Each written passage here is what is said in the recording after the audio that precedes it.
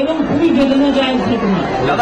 যেই জড়িত থাক তাকে ইমিডিয়েট শাস্তি দিতে হবে এবং আমরা চাই এই কেসটা ফাস্ট ট্র্যাক কোর্টে হলে জুডিশিয়াল প্রসেসটা তাড়াতাড়ি হবে এবং তাকে আমরা ফাঁসির দাবি জানাবো। কারণ কিছু লোক এখনো সামাজিক অবস্থার মধ্যে আছে, সামাজিক মূল্যবোধটাকে ভুলে গেছে। মেয়েদের গায়ে হাত দেওয়া যে কত বড় অপরাধ এবং তার সাথে যে অত্যাচার করেছে বা তাকে যেভাবে খুন করেছে, আমি আশ্চর্য হয়ে যাচ্ছি। ওখানে নার্সরা ছিলেন, ওখানে ওদের সিকিউরিটি ছিলেন,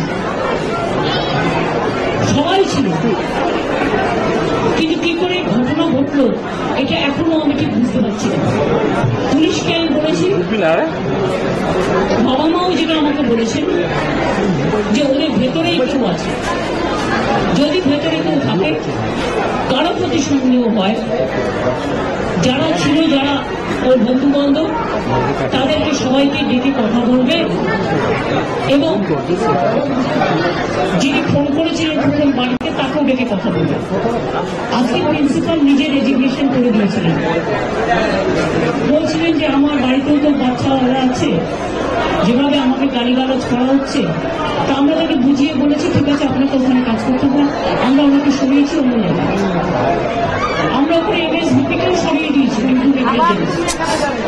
আমরা হাসপাতাল থেকে হেড অফ দ্য ডিপার্টমেন্ট যে চেঞ্জ ডিপার্টমেন্ট তাকেও সরিয়ে দিয়েছি এবং পুলিশ পোস্টে যে এসিপি ছিলেন তাকেও সরিয়ে দিয়েছি। সবাইকেই সরানো হয়েছে এবং ডগ স্কোয়াড থেকে শুরু করে, ভিডিও থেকে শুরু করে, ফরেন্সিক ডিপার্টমেন্ট থেকে শুরু করে সবাইকেই ইনভলভ করা হয়েছে যাতে খুনি গ্রেপ্তার হয় এবং দোষীরা শাস্তি পায়।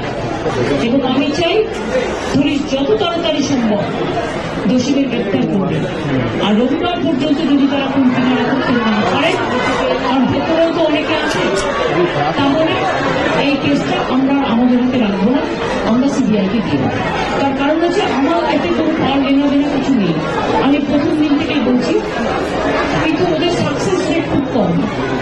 তাপসী মালিককে যখন খুন করে হত্যা করা হয় ধর্ষণ করে, আজ পর্যন্ত বিচার হয় 21 শিবপুরে এটা হয়েছিল। নন্দীগ্রামে যখন 14 জন গুলিতে মারা যায় বা 10 জন হারিয়ে যায়, আজও তারা ফিরে আসেনি। এই কেসগুলো সিবিআই হাতে ছিল, রিজার্ভের কেসও ছিল, একটা কেসেরও বিচার হয়নি।